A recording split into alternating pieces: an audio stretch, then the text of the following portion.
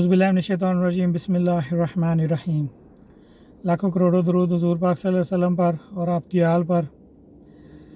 ये तो जनाब इस वीडियो में हम बात करेंगे, काफ़ी ज़्यादा दोस्त पूछ रहे हैं बार बार व्हाट्सएप पे भी, और जो है ना कमेंट्स भी आते हैं, अक्सर नज़र निगाह से गुज़रते हैं कि सबसे बेस्ट गाड़ी जो है ना वो कौन सी है। अक्सर लोग, क्योंकि पहले भी इस पर वीडियो बनी हुई है, शायद उनकी निगाह से नहीं गुजरी या जो भी मामला है, मैंने कहा चल डिटेल से एक और बना देते हैं। तो इस वीडियो में मुकम्मल डिटेल के साथ बात करूंगा मैं, और ये रीज़न भी बताऊंगा कि क्यों लोग बार बार बड़ी गाड़ियों की बात करते हैं और पूछते हैं। तो चैनल पर नए हैं तो काइंडली सब्सक्राइब कर दें, बेल आइकन को ऑल पर क्लिक कर दें ताकि आने वाली हर नई वीडियो उसी वक्त आप तक पहुंच सके। आते हैं वीडियो की तरफ जी। असल में मेरा ओपिनियन पहले दिन से वही है, अभी भी वही है। आगे जाके फ्यूचर में कुछ नहीं कह सकते, शायद कोई इससे भी अच्छी गाड़ी आ जाए तो उस पर चेंज हो जाए, क्योंकि ये चल रहा है ना सिस्टम ऐसे ही। दिन ब दिन गाड़ियाँ अच्छी, अपॉर्चुनिटीज़, उनके एडवांटेज मिल रहे हैं, तो अगर कोई इससे भी बेहतर आ जाएगी तो ज़रूर वो हमें क्यों नहीं पसंद आएगी। जिसमें ड्राइवर्स के लिए एडवांटेज ज़्यादा होगा तो ऑटोमेटिकली वो पसंद आएगी। तो अक्सर भाई जो सबसे ज़्यादा जो कमेंट्स और व्हाट्सएप पे जो गुजरती हैं ना चीज़ें सामने आती हैं, वो सवाल यही आता है कि अक्सर लोगों की ख्वाहिश होती है कि हम जीएमसी लें सर, जीएमसी, टेस्ला, और जो है ना इन जैसी जितनी भी बड़ी गाड़ियाँ हैं ना, उनकी ख्वाहिश लोग ज़ाहिर करते हैं कि जी इनमें हमें बताएं हम कौन सी लें। तो जब मेरा ओपिनियन मांगते हैं तो मैं आ जाता हूँ घुमा के फिर उधर ही लक्सस हाइब्रिड पे। तो वो कहते हैं जी वो तो लक्सस तो है, वो तो सबके पास है गाड़ी, तो आप इनमें बताएं। तो मेरे भाई जब मेरा जो एक्सपीरियंस है, जो मामला हैं, जो सोच है, जो तजर्बा है, मैं उसके मुताबिक आपको चीज़ बता देता हूँ कौन सी लेनी है, कब लेनी है, कैसी लेनी है, क्या करना है, गाड़ी कौन सी आपके लिए बेस्ट रहेगी, आपकी ख्वाहिश कौन सी है। आपने अपनी ख्वाहिश पूरी करनी है या कि काम में प्रॉफिट कमाना है, मकसद आपका पैसा कमाना है या कि अपनी ख्वाहिश पूरी करना है। तो ये चीज़ें तो आपको ही डिसाइड करनी पड़ेंगी, क्योंकि ये फ़र्क है थोड़ा सा। जब मैं आया था ना लेमोजीन में नया, पहली गाड़ी मैंने कंपनी वाले से, मालिक से कहा, यही मालिक थे उस वक़्त भी हमारे, कंपनी और थी, बाद में 2 हो गई, फिर इन्होंने ये कंपनी रख ली। तो उस वक़्त एक ही कंपनी थी, उसी कंपनी में था। तो मैंने इनसे कहा सर जी मुझे लैंड क्रूज़र मंगा के दें, मुझे बहुत शौक़ है उस गाड़ी का, तो वो मंगा के दें। तो मुस्कुरा पड़े, कहते हैं आफ्ताब भाई आपने काम करना है तो मेरा मशवरा मांगें, वो गाड़ी को छोड़ें।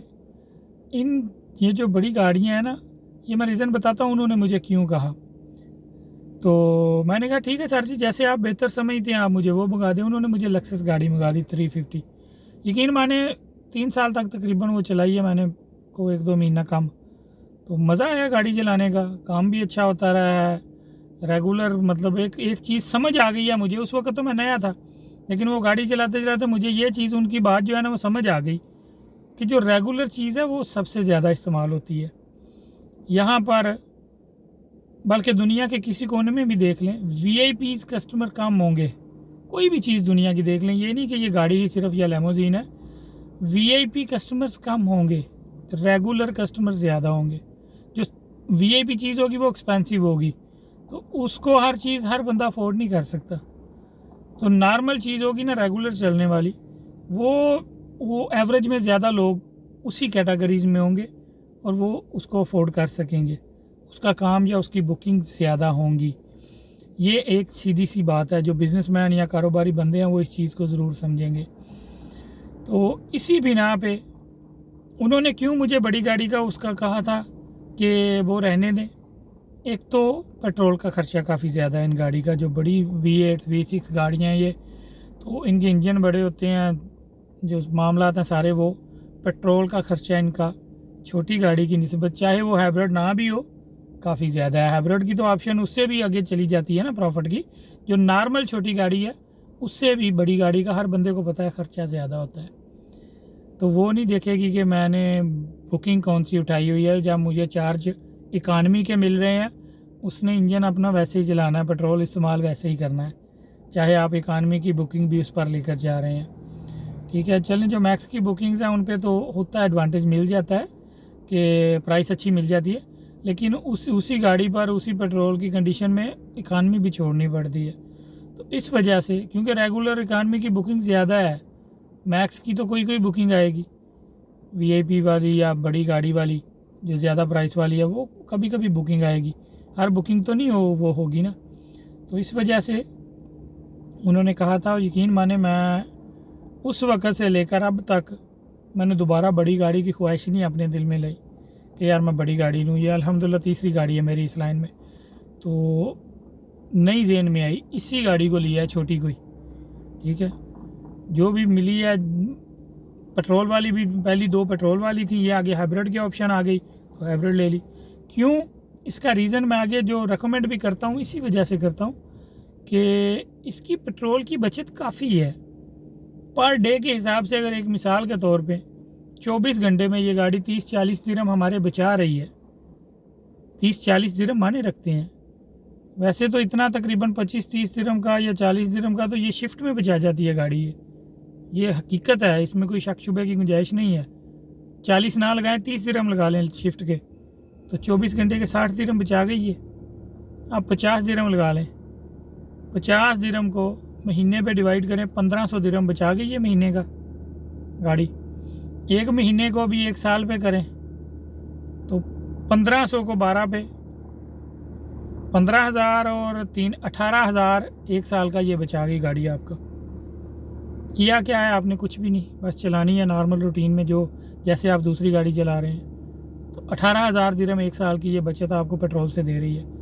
ये मैंने नॉर्मल बताया, 50 दिरहम आपको 24 घंटे में ये ज़्यादा बचाती है तकरीबन गाड़ी। ठीक है, जो 24 घंटे 2 ड्राइवर्स के साथ चल रही हैं गाड़ियाँ, उसमें ये 50 से ज़्यादा बचाती है डेली बेस पे फ्यूल की बचत। और हम क्या कर रहे हैं, कुछ भी नहीं। तो 18,000 दिरहम 1 साल का, 5 साल का 90,000 दिरहम ये गाड़ी बचाएगी। तो इतनी जितनी इसकी कीमत कम होगी उतना तो ये पेट्रोल से आपको प्रॉफिट दे रही है, आपके पैसे उतने ये बचा गई है गाड़ी। तो ये कुछ छोटी प्रॉफिट नहीं है ये। हमने क्या करना है, कुछ भी नहीं, जैसे नॉर्मल गाड़ी चलाते हैं वैसे ही इसको चलाते हैं, ना कोई चार्जिंग, ना कोई बात, ना कोई रुकना है कहीं, कोई स्पेशल काम हमने नहीं करना। सेम वही रूटीन जो दूसरी गाड़ी की है 350 की, वही इसी की है। तो बड़ी गाड़ियों का मैं इसलिए करता हूँ मना, एक तो बड़ी गाड़ी का ज़्यादा काम होता है होटल्स पे, शॉपिंग मॉल्स पे, हैं वो कंपनीज़ के पास, इसमें शक शुबा नहीं।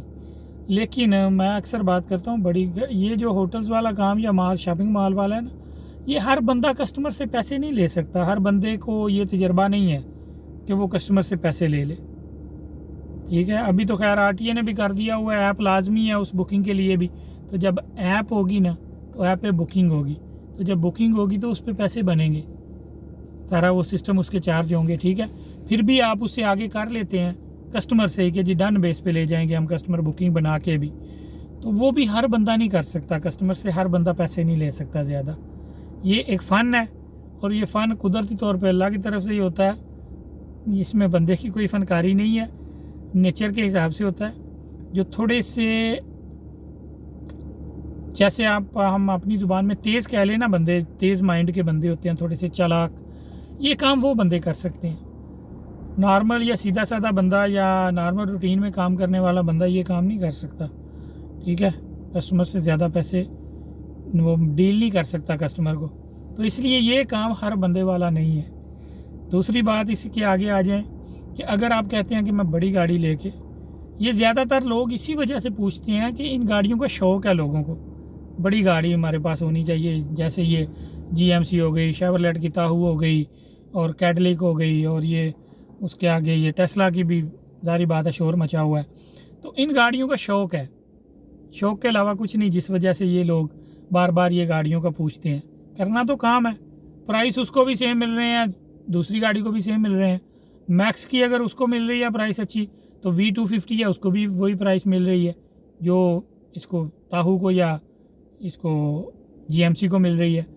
तो ये चीज़ें हैं कि साथ में इनके हाईलैंडर थी, अभी तो थोड़ी कैटेगरी वाइज हो गई है, नहीं तो पहले हाईलैंडर थी तो हाईलैंडर को भी वही प्राइस मिलते थे जो उनको मिलते थे।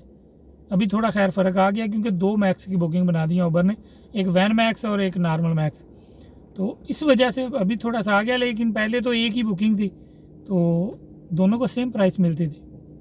क्रीम की अभी मेरे ख्याल से मेरे पास चले बड़ी गाड़ी तो नहीं है, लेकिन क्रीम की मेरे ख्याल से भी वही सेम बुकिंग चल रही है मैक्स की, हाईलैंडर को भी आती है। तो वही प्राइस हाईलैंडर को भी मिल रहे हैं, हाइब्रिड को वही प्राइस, V250 को वही प्राइस बड़ी गाड़ी को मिल रहे हैं। तो फ़र्क क्या आया उसमें? इतना फ़र्क ज़रूर आएगा, पेट्रोल ज़्यादा खाएगी वो गाड़ी।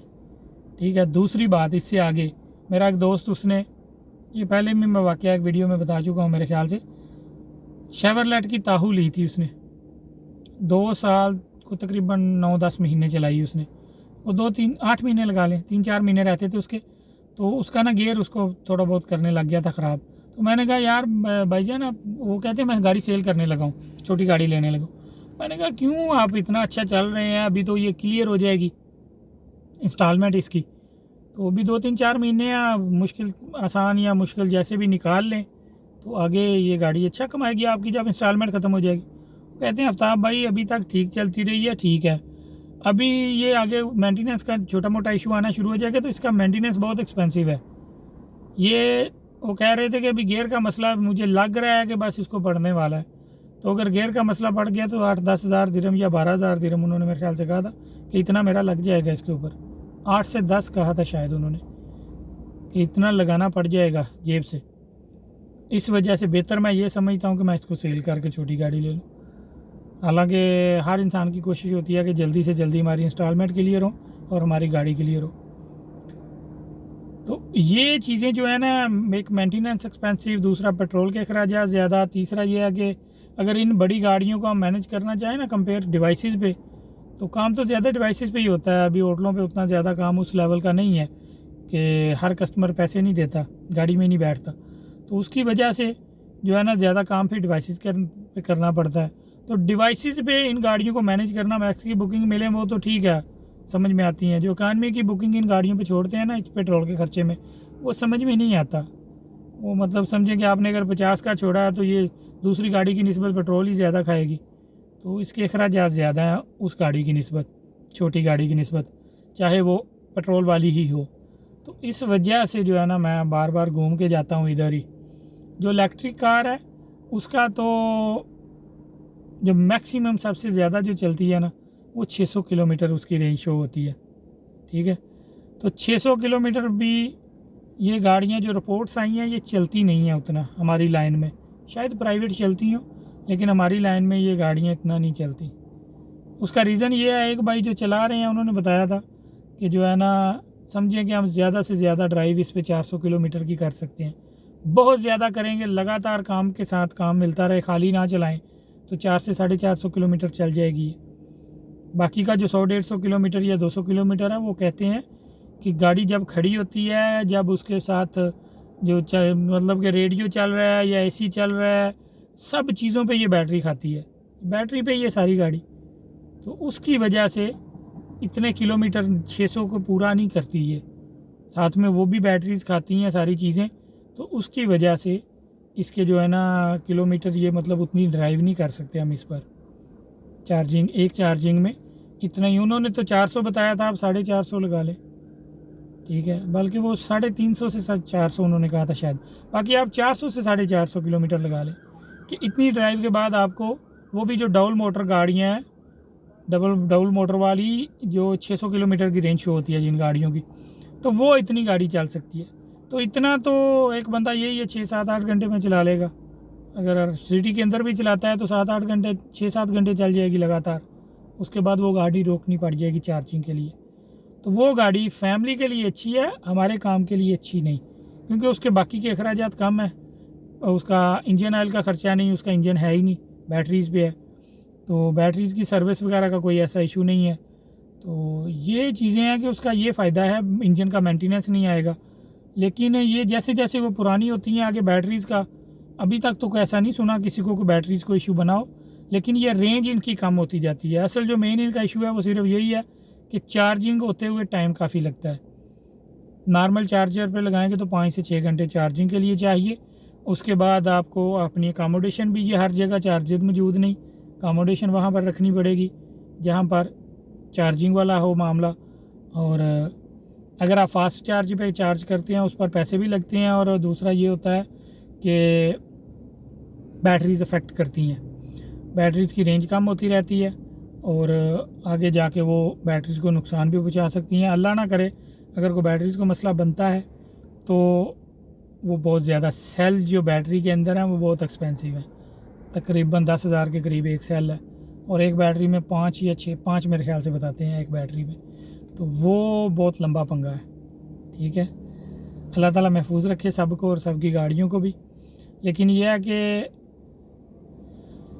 उसमें ब्लैक की ऑप्शन है, ग्रीन की और ब्लैक की, वो कैटेगरी में प्रायोरिटी उनको ज़रूर मिलती है, उनको ही आती है ग्रीन्स की बुकिंग, ब्लैक की भी उनको ही आती है टेस्ला की। तो लेकिन ये चीज़ है इसमें कि ये मामला जो है ना हो सकता है नुकसान वाला।